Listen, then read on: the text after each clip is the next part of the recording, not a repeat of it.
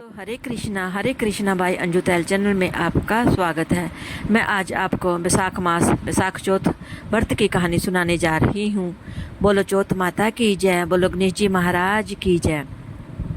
एक बुढ़िया माई थी, उसके गबलिया बचलिया नाम का बेटा था। बुढ़िया माई बेटे के लिए 12 महीने की 12 चौथ करती। बेटा जंगल से लकड़ी लाता, दोनों माँ बेटा उनको बेचकर गुजारा करते थे। बुढ़िया माई रोजाना लकड़ियों में से 2 लकड़ी अलग रख लेती और चौथ के दिन बेटा से छुपाकर बेचकर सामान लेकर आती। फिर 5 चूरमा के पिंडी बनाती, एक बेटे को खिलाती, एक आप खाती, एक चौथ माता को चढ़ाती व 2 बांट देती। एक चौथ के दिन बेटा अपनी पड़ोसन के घर गया। उसने चूरमा के लड्डू बना रखे थे, तो उसने पूछा कि आज क्या है। सो आपने चूरमा बनाया है। पड़ोसन बोली कि मैंने तो आज ही बनाया है, मैं तेरी माँ तो हर रोज़ हर चौथ के दिन बनाती है, तुमको आज दिया था क्या? बेटा बोला दिया तो था। पड़ोसन बोली कि तुम लकड़ियाँ लेकर आते हो जिसमें से तेरी माँ छुपाकर बेचकर चूरमा बनाती हैं। बेटा माँ के पास गया, बोला कि मैं तो इतनी मेहनत से लकड़ियाँ लेकर आता हूँ, तुम चूरमा करके खाती हो, तुम मुझको छोड़ दो या चौथ माता को। तो बुढ़िया बोली बेटा मैं तो तेरे लिए ही व्रत करती हूँ, सो तुमको भले ही छोड़ दूँ लेकिन चौथ माता को नहीं छोड़ सकती। तब बेटे ने घर छोड़ने का फैसला किया। तो माँ बोली कि तुम जा रहे हो लेकिन मेरे हाथ का ये आखा लेकर जा, तेरे ऊपर जो भी संकट आएगा चौथ माता के नाम पर इन्हें पुआर देना, संकट दूर हो जाएगा। बेटा ने सोचा कि ये तो झूठी बात है लेकिन बात रखने के लिए ही ले लेता हूँ। घर से चला, थोड़ी दूर गया होगा और देखता है कि खून की नदी बह रही है, किधर से भी रास्ता नहीं था। तब उसने माँ के दिए आखा पुअर के बोला कि हे चौथ माता, अगर ये नदी सूख कर रास्ता हो जाए तो तुम सच्ची हो। इतने में ही नदी सूख कर रास्ता हो जाता है। थोड़ी आगे चलने पर रात होने लगी और सुनसान जंगल आ गया। तब आखा पुअर कर बोला कि हे चौथ माता, मैंने रास्ता मिल जावे, नहीं तो ये जानवर मुझे खा जाएंगे। इतने में ही रास्ता मिल गया और एक राजा की नगरी में गया। राजा हर महीने एक आदमी की बलि देता था। वह एक बुढ़िया के घर में गया तो देखता है कि बुढ़िया माई रोटी बनाते हुए रो रही थी। तब उसने पूछा कि माई तुम रो क्यों रही हो? बुढ़िया बोली कि मेरे एक ही बेटा है और आज तो राजा की बलि चढ़ जाएगा, मैं ये रोटी उसके लिए बना रही हूँ।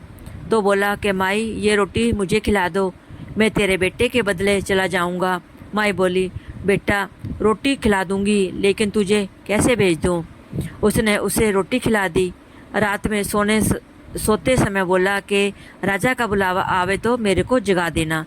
आधी रात को बुलावा आया। बुढ़िया माई सोचने लगी कि पराए पूत को मैं कैसे बलि चढ़ा दूं, पर इतने में ही वह जग गया और जाने लगा और बुढ़िया माई से बोला कि मेरी पोटली और लाठी रखी है।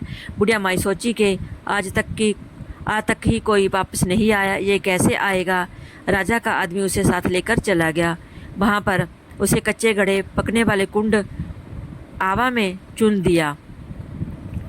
जब वो चुना जा रहा था तो उसने आखा पुअर कर कहा कि हे चौथ माता, जो 2 संकट टाल दिए ये भी तुम ही टालो।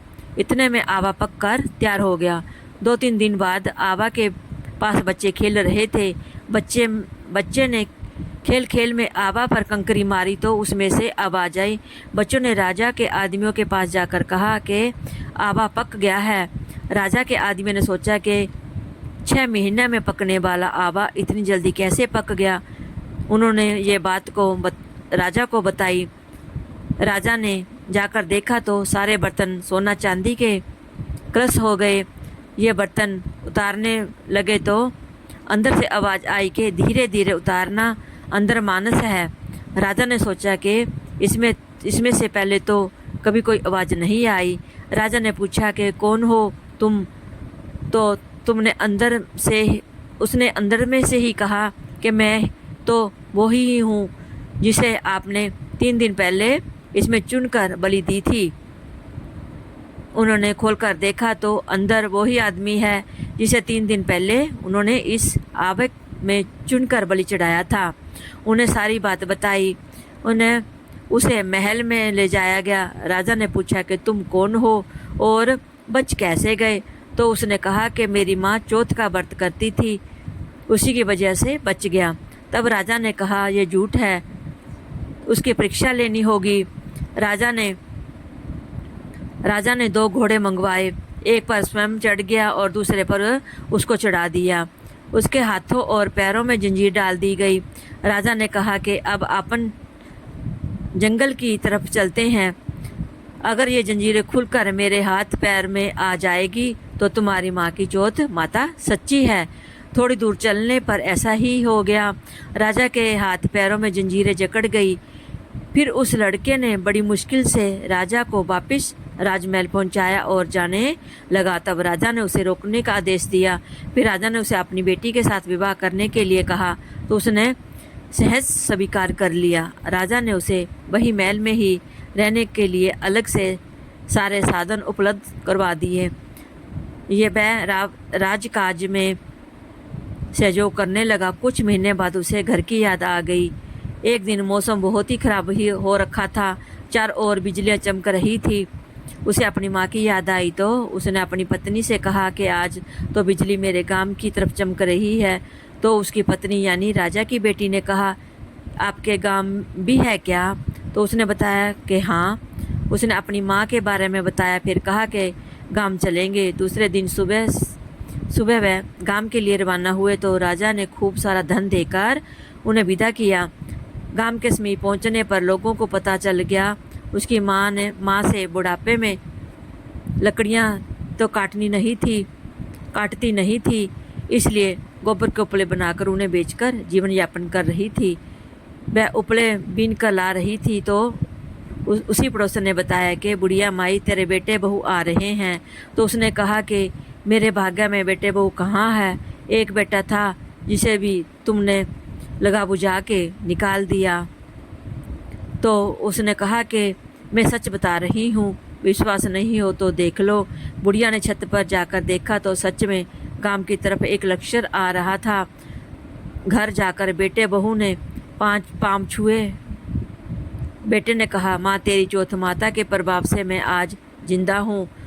उसी दिन उसने पूरे गांव में हरकारा करवा दिया कि कल मेरे घर पर सामूहिक भोजन है। दूसरे दिन सबको भोजन करने के लिए खूब सारे उपहार देकर कहा चौथ का व्रत करें। चौथ माता जैसा उस बुढ़िया माई और उसके बेटे को संकट से बचाया वैसे सबको बचाना, पढ़ने वाले को, सुनने वाले को और फॉरवर्ड करने वाले